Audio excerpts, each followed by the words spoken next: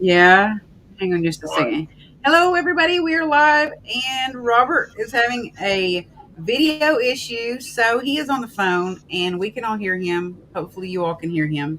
And if you have any questions, you can still ask them or anything for him. We'll still do a discussion, and I will make it as best as I can for my microphone to be able to be heard because he is on my phone via phone call, and these girls and myself can hear him. So we're going to still go on with the show for today's topic for Ted Bundy for his anniversary of his execution, as Robert wants to talk about that subject and stuff. So um, I'm going to see if I can move my microphone over here by the phone real quick. And you guys, if y'all want to say anything to him, girls, I mean. Hi everyone. Hi everyone, how you Hi doing? Robert. Hi Robert. Good evening, everyone. I think I know what the problem is. It is Ted Bundy.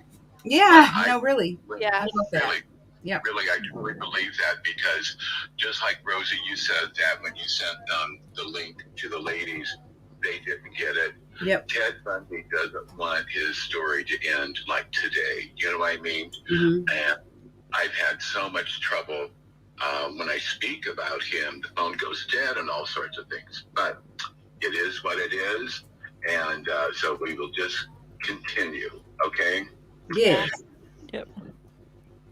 And it's not just about him, it's also about the lives of the people who he ended with his own hand. Right. It's not just about him, it's about them also. You know. Right, very much so. And like today, it was on a Sunday in 1989, January 24th. And I had written many, many letters to Bundy after I interviewed him with those other psychologists. And when it got to the time of when he was going to be executed, I wrote to him and also to his lawyer and to the warden to see if I would gain permission to be there. And 2 weeks later, they all agreed. So I was one of a room full of folks that were there. A lot of them were reporters, such like that. I know that there was rumor that some of his family members were going to be there, but I did not see his mother there, or really no family members whatsoever. I know that there were some family members of the victims that he had murdered. They were there also.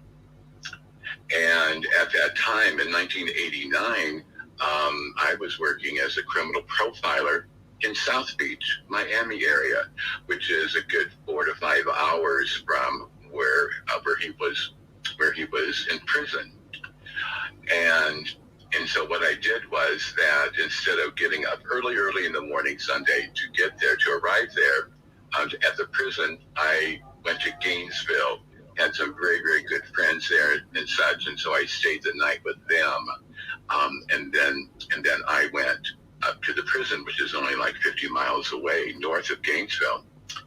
And we all had passes. Those who were going to be permitted to come in, we had passes and everything like that. We had to be there at 6 o'clock in the morning, and there were people already out close to the prison protesting. They were praying, yelling, screaming, all sorts of things. It was really a carnival. It was really a circus. And so I remember back then we didn't have cell phones, right? So we had to say what time we were going to be there and such like that. And so I arrived at 6 o'clock, and there was a special place for us to go to when the state police saw our IDs and such like that. And so then we went to this other area of the prison, and then we were frisked and those types of things, make sure there was no cameras, nothing like that whatsoever. And so then we were led into a room. And let me tell you that it was, in this room, there was probably at that time 25 people, but altogether there would be 40 plus people, okay? But no one really talked to each other. It was very, very solemn, very, very quiet. My spirit, being a psychic medium, I was just overwhelmed with everyone's energy. Yeah, I You know what I bet. mean? They weren't saying anything, but they didn't have to. You know what I mean? I could feel people's anxiety. I could feel people's anger. I could feel people's really happiness that this bastard is going to be killed, going to be executed, right? And so I was there, and in 45 minutes later, the warden came through and said, "Now we're going to be taking you." And I'm reliving this very moment. I am there, and like you said, it was Sunday, January 24th, and it was a very cloudy day. It wasn't a real pretty day. In South Florida, it was beautiful. Sun was shining and such, but the further north, well, like I said, I was spending the night there, but anyhow, it was very, very dark and gloomy, and so then we followed the warden and security to a room that was adjacent to the execution room, and so we all had chairs. And the chairs had our names on them, our initials and such, and so we sat. It was still very quiet. What color were the chairs? I'm sorry? What were the chairs like a specific color? No, they were just like regular folding chairs, just kind of like Okay. those steel things. Okay, and they weren't comfortable, but that's okay. I wasn't going to be there that long, you know. Yeah. But just being in that room, looking into the execution room, right, and seeing that, and knowing that other people, both men and women, had been executed in there. I felt all that energy. And I had turned off the spirit world, as they say. Okay, so I turned it off completely. I did not want to be bombarded by Lord knows what, right? But it was so overwhelming. It was so overwhelming that I thought, you know what? I'm just going to go with the flow. Mm-hmm. But the energy in that room, looking into the room, looking at old Sparky, the electric chair that had executed so many people over all those many, many, many years, right? Mm-hmm. And so each person who sat in that chair, they imprinted themselves. Mm-hmm. They imprinted themselves, and so I felt all that energy. I felt frustration. I felt anger. I felt pain and sorrow. And then at 7, Bundy comes in, walks through the door, and he has shaved head. His head is shaved and such like that. There are nicks on his head from where they were cutting his hair and nicked his head pretty good. He was bleeding pretty good, and that's one thing that he was touching his head, and he showed us the blood on his hands. Huh. That was an indication to me. Yeah, you son of a bitch, you did have lots of blood on your hand by Yeah. these women that you murdered. Yes, you do have. And all child too, a child. that. Yeah, yes, and that sweet girl, she was only 12 years old. Mhm. Please. Okay. Yeah. I'm sorry? Can I ask? I did see footage. I was kind of watching it recently, and there's a clear window. You could see shadows into the execution area Yes, what it from like the was. car park. Right. And so what it was a two-way mirror. Okay? We could see him, but he could not see us. Okay? So we saw him, we could hear him, but he could not see us. He knew that there were people on the other side because he knew that I was going to be there and such, right? So he understood that people were going to be there. So he did. And so again, it was his last 10 minutes of doing whatever he wanted to do, right? Mhm. And so I was expecting the unexpected. Okay, so he comes in, his head's kind of bloody and everything. He looks at us and he smiles. He smiles. He smiles and he winks, and they began to prepare him. They strap him to the chair and put all these cords on him and such like that. They sponged down his head. the minister comes in, wants to say a last prayer and everything. Bundy tells him to get the F out of there. Oh my and, gosh. And so the minister leaves. And, and so the warden says, do you have any last words? And by that time, then the sponge was on his head, and the device was on top of his head, right? And the hood was already on over his face. And I remember him asking, take the hood off so I can say what I need to say. And so Oh, wow. they did. So they did. It shows you. It shows you even then that Bundy wanted. The thing about Bundy it just shows you that even knowing that he's going to his death, Robert, he doesn't even have any remorse. He actually thinks it's more of a game. And he just, even that, he wants control over how he Recognition. goes. Right. Exactly. There was no remorse, none whatsoever. None whatsoever. And I saw into his eyes, there was no remorse like it was 9 years prior to that in 1980. Myself and other psychologists interviewed him, right? And there was no remorse then, and there was truly no remorse now. None whatsoever. You think at the end of his life like this that he would say, I'm sorry and whatever, I'm sorry, God, and whatever, or he would ask for forgiveness. Never did he ask for forgiveness. Not at all. And here he is within minutes of being executed, being electrocuted, okay? And nothing, no. And so they took off the hood. Again, that was manipulation. And he looks at us and says, I want everyone to know that I love them. Oh, God. Maybe Oh my that was God. to his family? I'm sorry? You think that was to his family?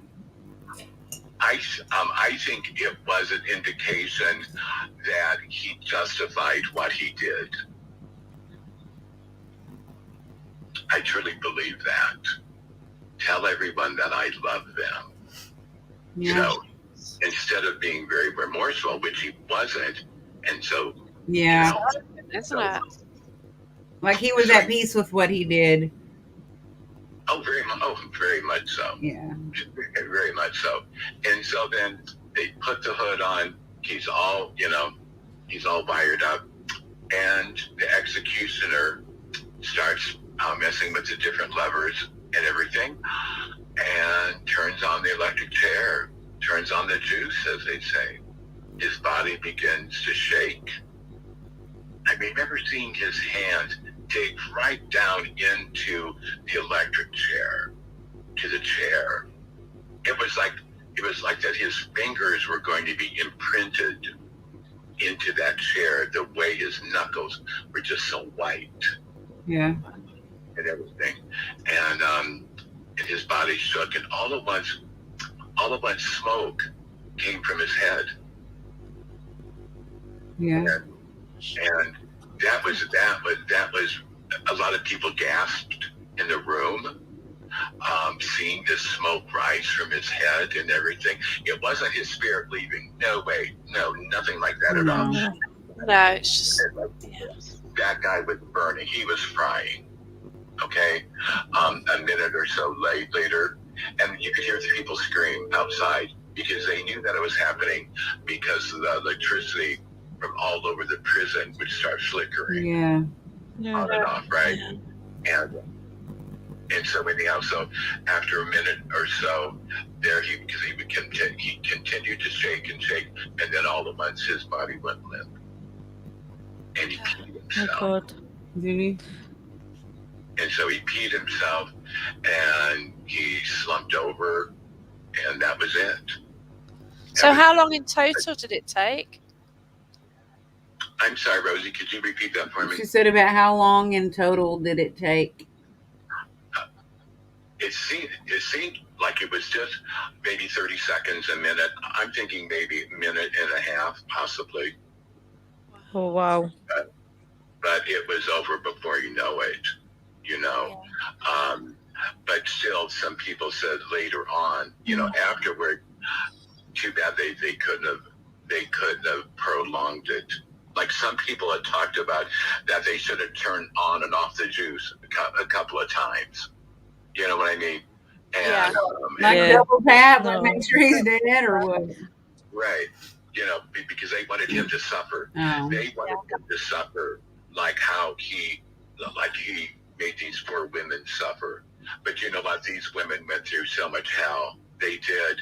And I don't care if they tried him 10 times over, on and off, on and off, on and off. It didn't even come close to what these women went through. These innocent women, this 12-year-old child who he did horrible, heinous things. Granted, he did horrible, heinous things to these adult women, but for this 12-year-old child, of what he did to her, and she was still alive, I could go into detail, but I don't want to glorify what he did. No, I know.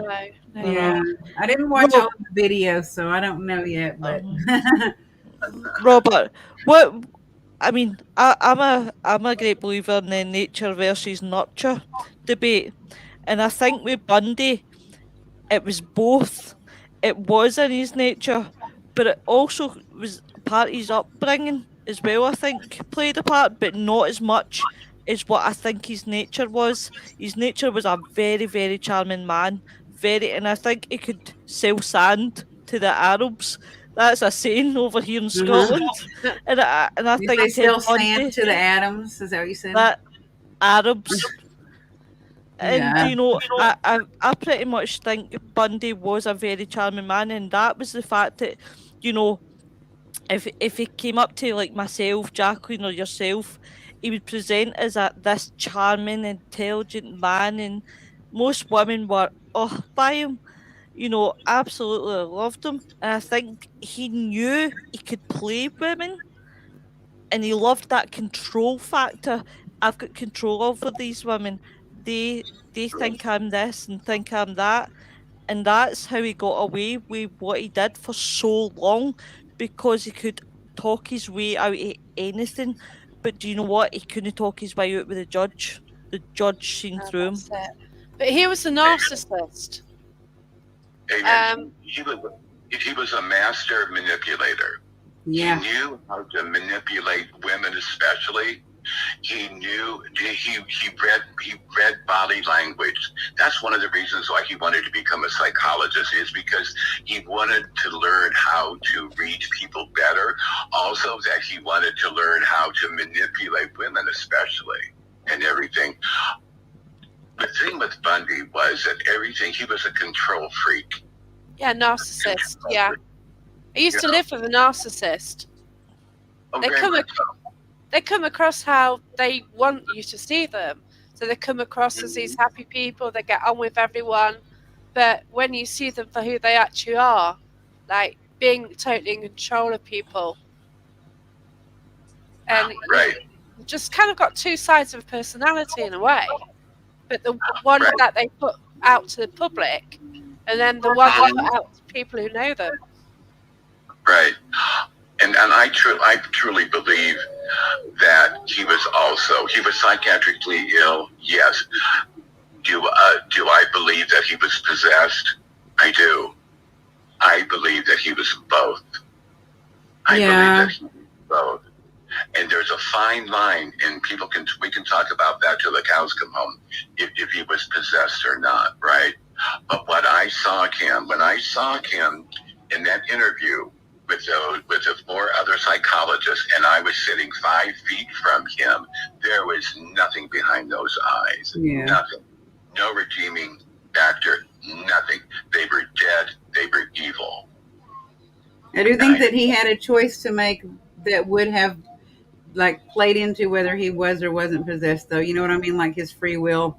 He chose to watch those videos. He chose to, as a child, watch and subject himself to those kind of images and magazines and movies and things and then the peeping and all of that stuff. He chose to do all that stuff, and then at one point tried to say that that's what caused it or whatever. But really, he chose to do those things. He chose to let that evil into his into his self, into his being. There's a question somebody asked: where's he buried at? Do you know? I know that after, okay, we were still in the room, and the doctor comes in, the coroner comes in, pronounces him dead. We're still in the room, okay? So we see him taken out of the chair, his body's limp, and they put him on a gurney. A gurney is rolled in. They put him on a gurney, and they roll the gurney out. They take him to the infirmary. And they remove his brain. Because scientists wanted to dissect it, wanted to observe it, wanted to learn about because we have all these lobes in our brain, right? And the criminal mind, the lobes are different, totally different than they are from people who are sane. Okay, so they're going to be a bit different, and they were, and so they wanted to observe it, his brain. They wanted to do some tests on it and such like that, and and to this day, the brain is someplace. I'm not really sure where it's at, but it has never been buried with him. Do I know where he's buried? There are rumors that he is buried on the state grounds of the prison, on an unmarked grave. No family members, as far as I know, have ever retrieved his body. Not at all. So I'm not really sure where his body is. Do I believe he still walks this earth?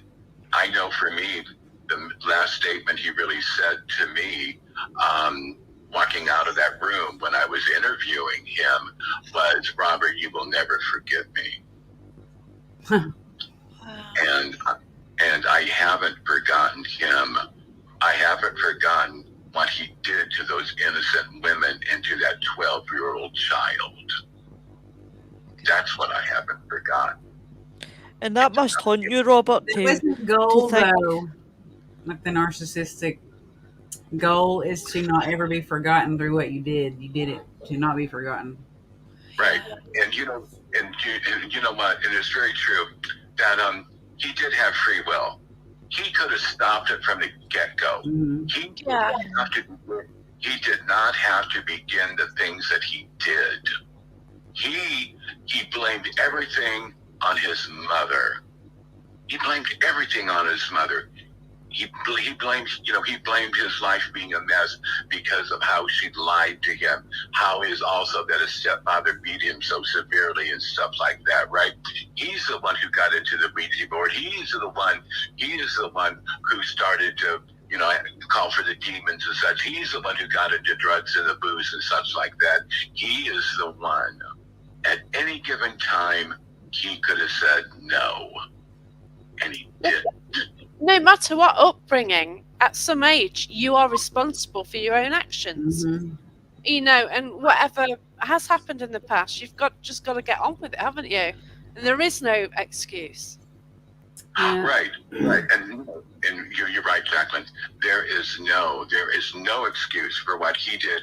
There is no excuse for what Gary Ridgway did, or Jeffrey Dahmer, the son of Sam. And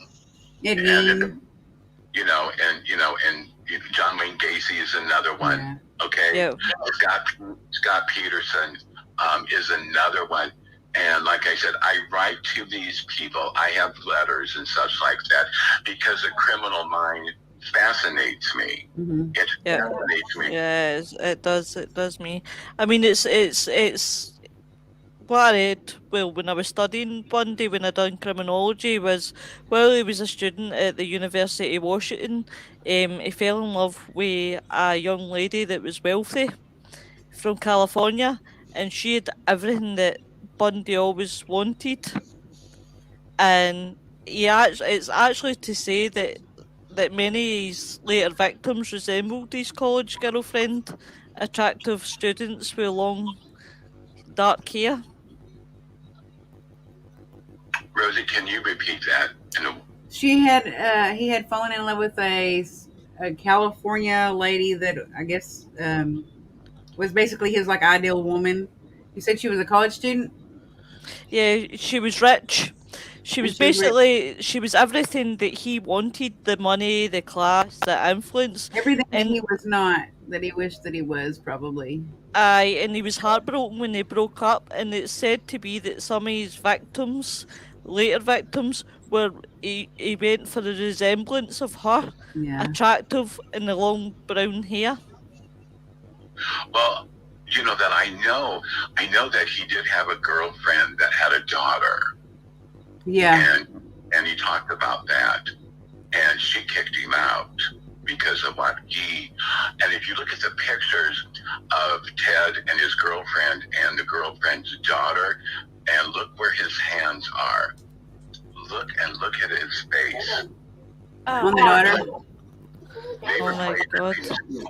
Huh? Yeah, if they ever played hide and seek, and I mean, here this girl was playing hide and seek, right? It's like, what the hell, And anyhow, so Ted was under this blanket, and she whipped up anyhow, she found him, and he grabbed her, got her down, and put her head on his crotch, and he had an erection, right? Anyhow, Oh my god. the mother comes in, sees what's going on, whips back the blanket, sees that. She should have got a knife and cut the son of a bitch. Yeah. She should have killed him. She should have killed him. But she didn't. She kicked him out. Of all things, she could have saved so many women. But she did kick him out, so she did save herself and her daughter at least, which is She smart. did, yeah, she did. And she was probably scared of him too. Yeah. Yeah, I couldn't kill anyone. You couldn't. Well, you're not in that position, but God. If someone asked if she reported him, No, as far as I know, no. Oh my god. yeah. It's getting someone to believe the story as well, though, isn't it? Yeah. And then going through the police and all that. If he got reported, how many people get reported and they still go and they become the next mass shooter, even though they were reported for having a mental illness or having a domestic background, they still get away with murder. You know what I mean? So Yeah. And then also during that time that our culture was different than what it is now. Totally different. You could call the police and say, oh, this is what he did. Usually the police did not want to really truly get involved, okay, in that type of thing. So they would just kind of like kick him out and that would be it. And Rosie, you're very correct that granted, she could have taken him to court more times than not. What happens because of intimidation or God knows what else, that the woman would drop the case. You know what I mean? Mhm. Yeah. And Yeah. so, and so again, that was a different time in our society. I've seen cases where someone did molest someone and they still got off and didn't get convicted. They went through with the whole entire deed and they still got off somehow. Yeah, but it's one word against another, isn't it? So, it's which story you believe, isn't it? And how, if someone's emotional as well, it doesn't always work with the story, does it? That's true. Examined. Was it no Ted Bundy that helped catch the Green River Killer? Yes, and that is very true. His name is Gary Ridgway. Now, he's still alive. Gary Ridgway, the Green River serial killer, is still alive. And yes, and Ted did send the authorities several letters, and he even talked about in this interview with us that he did. And I asked him why, and he said because he was killing the best stock. That's what he thought of women. I mean, it's so ironic. A serial killer helping the FBI get another serial killer. It's probably because that was competition for him. Basically, like what he said to Robert sounds like he was mad and he was like threatened. That was competition for him. He was taking out his. It was that that Ridgway was killing what Bundy used the word stock. That's what he thought of women. Okay, and so he wanted to get Ridgway out of the way so he could get the best stock. And that's That's sick in I mean, itself. It wasn't because he wanted to help society. No. It was helping him. It wasn't helping society to get this animal, this beast, in jail. It was just the fact that Gary Ridgway, the Green River serial killer, was taking all the best stock.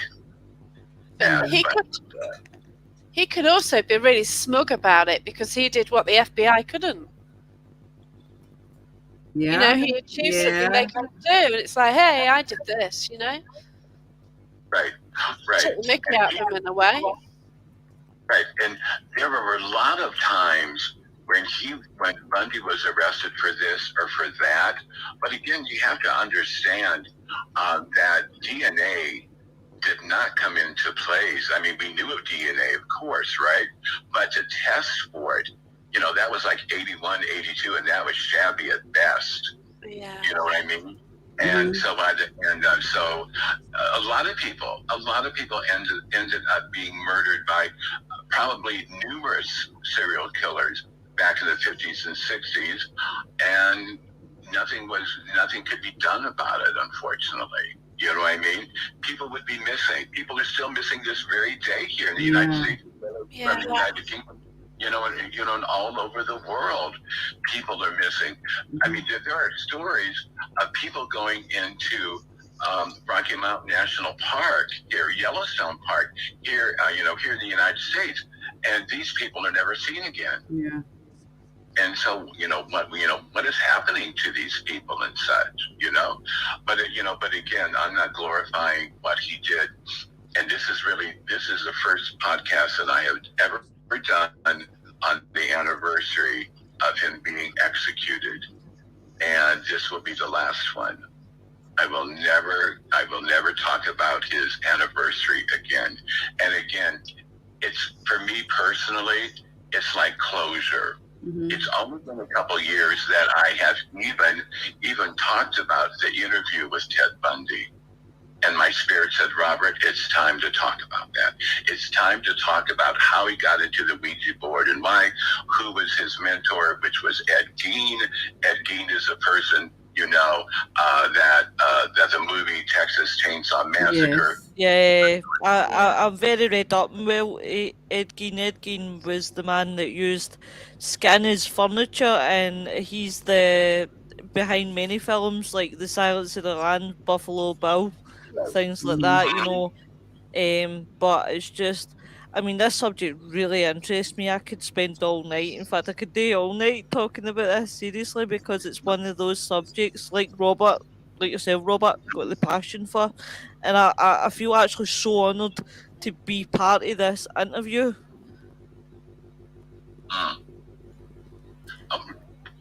She said thank you for letting her be part of this interview. Oh, well, thank you, Jacqueline. Thank you so very, very much. And again, Lois. It's not all about Me as well. It's not all about me. That I wanted everyone to know his very last moments, because he never said, I'm sorry. In some documentaries, he was talking to a gentleman and talked about the heinous things that it was almost like he was alluding to someone else inside of him that did it, and it wasn't him. Yeah. And when he did somewhat apologize, look at the smirk on his face. Look at his eyes. No redeeming factor at all. None whatsoever. He loved to do these interviews with the press, and that is because they paid him. They paid him money so they could come and interview him. We never got a dime.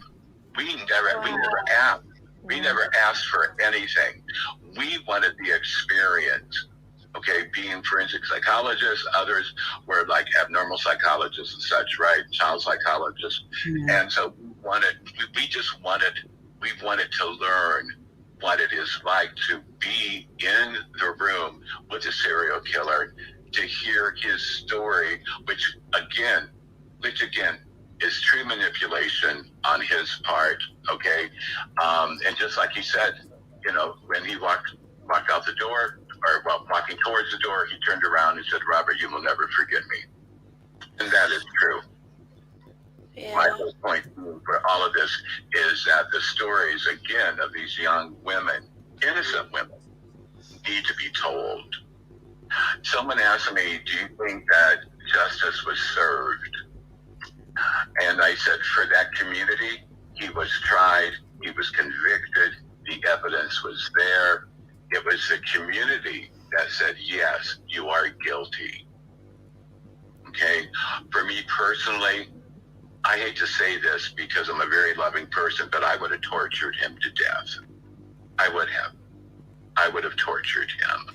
To torture him, though, they would have had to psychologically basically silence him from having any attention from anyone or put him in some kind of like deprivation chamber where he'd never be able to be recognized or get noticed or have his story, get notoriety. They would have had to do something like that. And I don't know if they would have rather done that because the public wanted him killed Oh, very much so. for And also, justification. that that when we interviewed him, he did say to us, "Do you know that I was raped here in prison?" Of course he was. I'm sure he was raped multiple times in prison once they found out why he was in there. I'm sorry. Right. Yeah. And then I said, "Well, you're on death row, and it's one man cells, and then you want to feel sorry for you? Are you kidding me?" If you go in prison and someone knows that you murdered and raped a young child or a child period or a young girl, then you're going to that's going to happen to you. It's going to happen. Definitely. So you better be afraid because if Right. you did that and you're going to you better be afraid. That's all I But got. then, didn't he father a child while he was on death row as well? Apparently. Oh, they had found an article about a girl that had a woman had come to visit him that was one of his love interests, but what was the mother's name? Carol. Her name was Carol. And that he impregnated her, and she had a child named Rose Bundy by him. Rosa. And that's true. Yes, Rose. Yes, that is very, very true. And the state of Florida, you can have conjugal visits.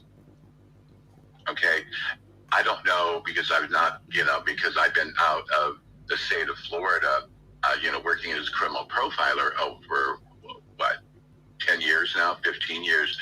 I don't know if that's changed or not, but I know that a lot of men, when I was working for the state of Florida, that there were conjugal visits, yes, which made no sense to me at all. None whatsoever. None. But anyhow, but they were allowed to do. The state legislature, said it was fine, whatever, and so they did. And so that's how Rose was conceived.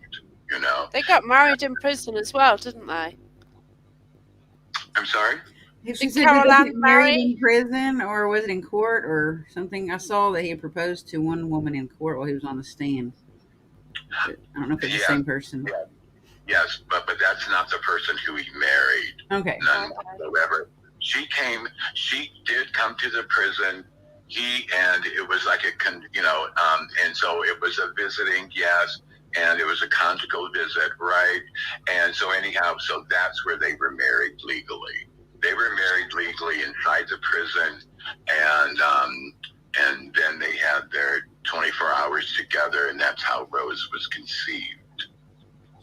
And I would love to talk to Rose, but she's a very, very quiet person, Probably try to separate herself from any association with him, I'm sure. Oh, very much so. She's in the UK apparently now. And you want. They said she is in the UK now. You won't want to be associated with him, would you? No way. Mm-mm. That's why his family probably didn't take his body and have him in proper graveside. It said in his trial, right? He represented himself the first time. But then he eventually got a lawyer, and I think he eventually got the lawyer because he thought, well, I'm not winning it my way, so I'm going to try and get somebody to help me out another way, and it fell flat. Yeah, because he had filed so many appeals to try to keep him, I guess, getting himself, less time, or to get himself out of jail or freed or a lesser sentence or something. Right, and he did, and he exhausted every appeal. And enough is enough. Finally, the state said enough is enough. Yeah. It's time. It's time, because every appeal he had, it failed. Every time he was going to go up to like parole, but really he wasn't ever up for parole, right? But just the fact that he, because here in the United States, and as you know, Rosie, here in the United States, somebody can be on death row for 50 years until they just exhaust everything. The Yes. court. And someone had asked, why was he entitled to visitors at sick? I'm pretty sure that's a legal rule that if you're Because there, you're Bundy- not in deprivation, or you're not separated in a pod by yourself, and you're not like, in like some kind of quarantined cell, that even then you might still be able to get some kind of visitors, but legally. Bundy would have been crying human rights as well, and he's smart enough, he had the intelligence, so he would have known his rights, Yeah. so that would have been the first thing that Bundy would have turned around and say, what about my human rights? Yeah. What about her though? Wanting to marry him? God's sake. Yeah. But she eventually divorced him because she knew he was guilty. Right. Yeah. And she didn't before. Yes, so like I said, I would love just to talk to Rose. Yeah. But she's a very private person, and God bless her. I've never seen her do any interviews whatsoever. I've seen her picture on Facebook and everything, and Bundy did talk about, and such like that. But it was just the fact that, this is part of America's history, the ugly part of America's history. And there's a lot of ugliness within our history, and Rosie knows that. Mhm. And so this was just one of many. And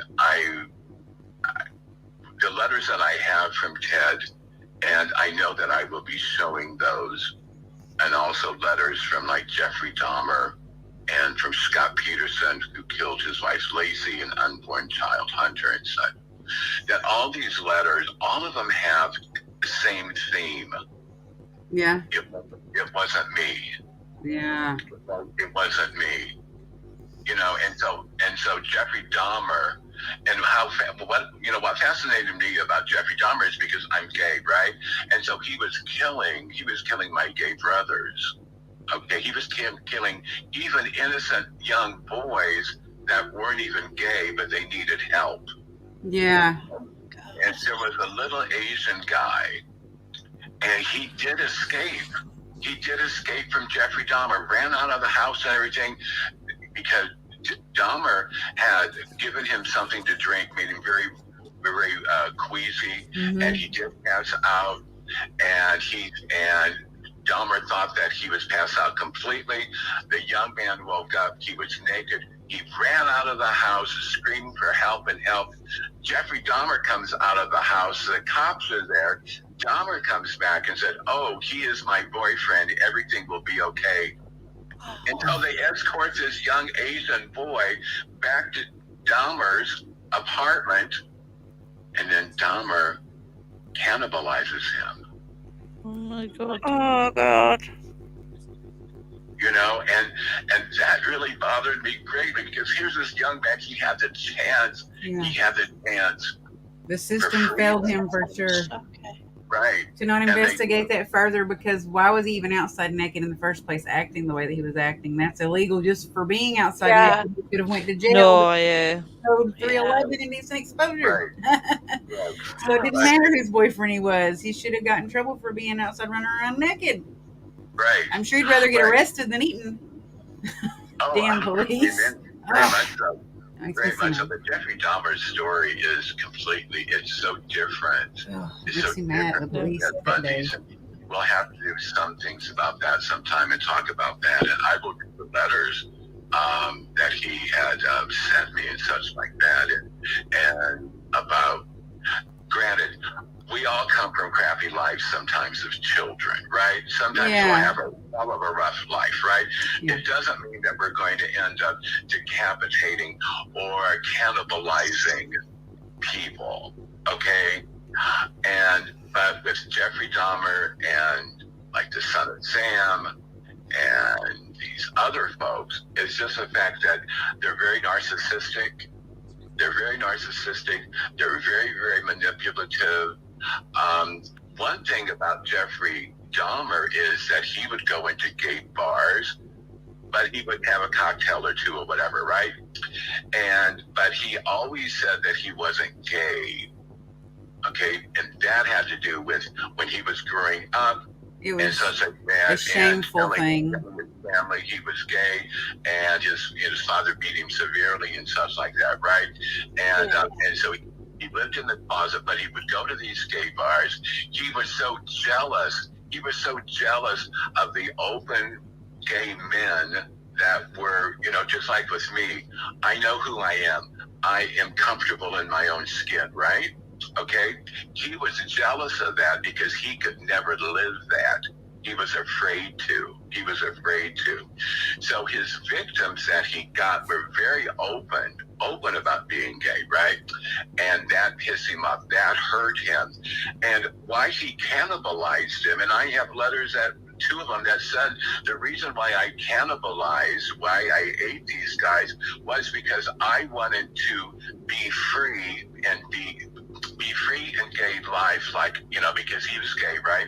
That he wanted to be like them. Like he had some kind of oral fixation with thinking that would make him become them if he ate them. Right. Yeah. Right. Very much so. And so that's for another story too. But so on January 24th, 1989 at 7:16, Ted Bundy was pronounced dead. Dead physically. In the morning?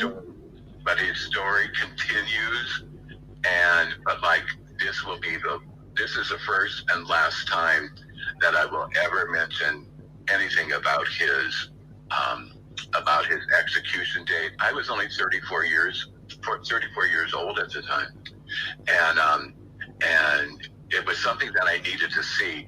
That was closure to me after interviewing him and all these letters, right? I needed that closure.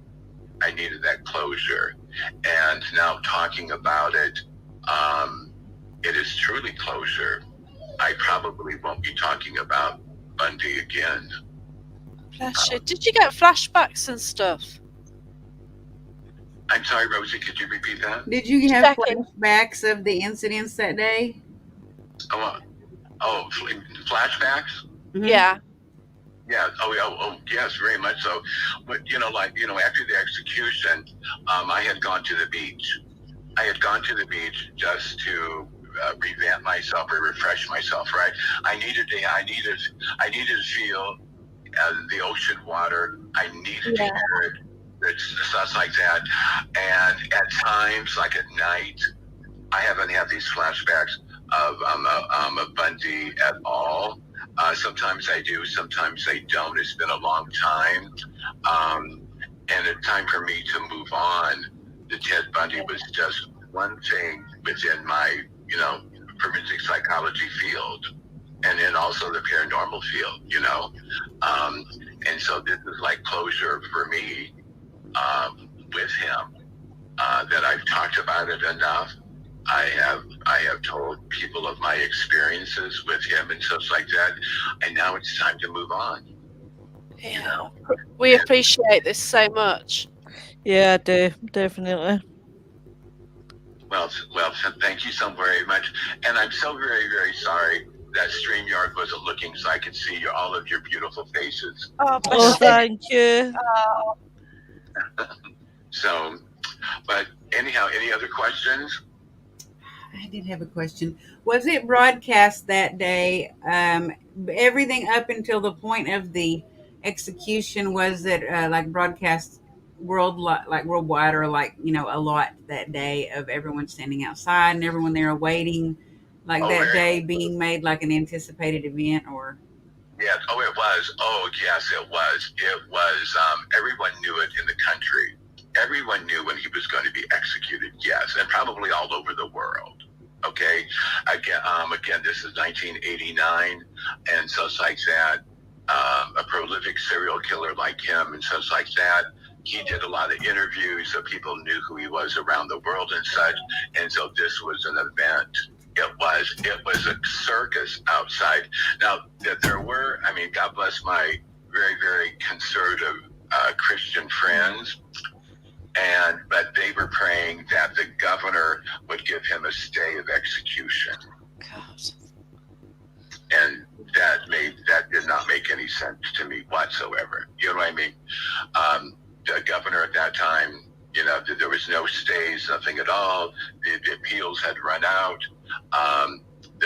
It even went up to the Supreme Court, and they dismissed it. They didn't want to have anything to do with it. They referred it back to the state like they should have, and they did. The state had already proved that he did kill these women. Now, he was not convicted of all of these murders, okay? Yeah. He was convicted of several. But even with that, in my mind, and in my heart, and in my spirit, that these women that he murdered way before then, they got their justice. Yeah. Yeah. They did. And so, but like I said, it was a carnival outside. And when we left, that we were surrounded by state police and such like that. We were escorted to our cars. People wanted to talk to us. I didn't want to talk to anyone. No. Don't blame you. I can totally understand why. There's said to be that contractors claim that Ted Bundy's childhood home was haunted. It's rumoured to say that in September 2016, they were doing a remodelling job for Bundy's childhood home, and they've claimed to hear knocking on the door, jingling of the doorknobs. Throughout the 7 months that they were there, they experienced at least 30 strange occurrences. Alleged they've even found notes written in the basement dirt and sawdust reading "Help me" and "Leave." Mm. And you know what? And that could be possible. I mean, anything with a serial killer, people are going to try to find their homes, right, or wherever, right? And they want it to be spirit-filled or haunted. You know what I mean? And so I don't know for a fact if his home is haunted or not, or was.